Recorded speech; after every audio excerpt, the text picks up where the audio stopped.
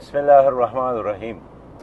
قابل احترام بھائیوں اور بہنوں، غزہ پر اسرائیلی فوج نے زمینی حملہ شروع کیا ہے اور ہوائی حملوں اور زمینی حملوں کی وجہ سے اس وقت غزہ بالکل ایک تندور بن گیا ہے۔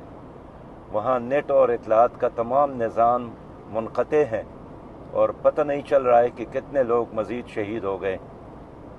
ان حالات میں جماعت اسلامی نے 29 اکتوبر کو 2 بجے امریکی سفارت خانے کے سامنے غزہ مارچ کا اعلان کیا ہے۔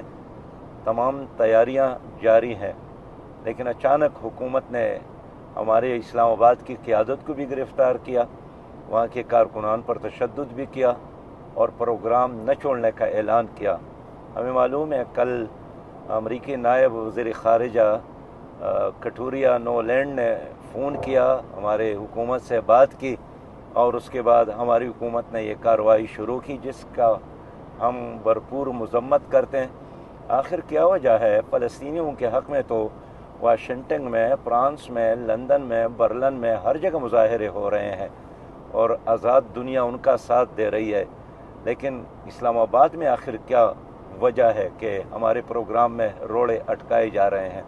میں تمام لوگوں سے اپیل کرتا ہوں، یہ 100% پرامن پروگرام ہے، اس میں مرد بھی شامل ہیں، مائیں، بہنیں، بیٹیاں اور بچے بھی شامل ہیں، اس لیے کہ یہ پرامن پروگرام ہے۔ اور میں خود بھی اس وقت اسلام آباد کی طرف جا رہا ہوں۔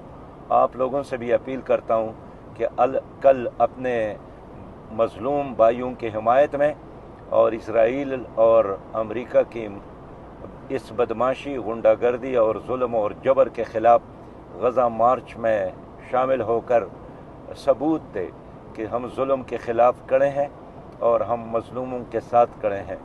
میں امید رکھتا ہوں کہ انشاءاللہ تعالی کل آپ سب بھائی، بہنیں اور بچے غزہ مارچ میں شرکت کر کے ایمانی غیرت کا مظاہرہ کریں گے۔ انشاءاللہ تعالی اللہ تعالی فلسطینیوں کو فتح دے گا اور اسرائیل اور ان کے سرپرست امریکیوں کی شکست ہوگی۔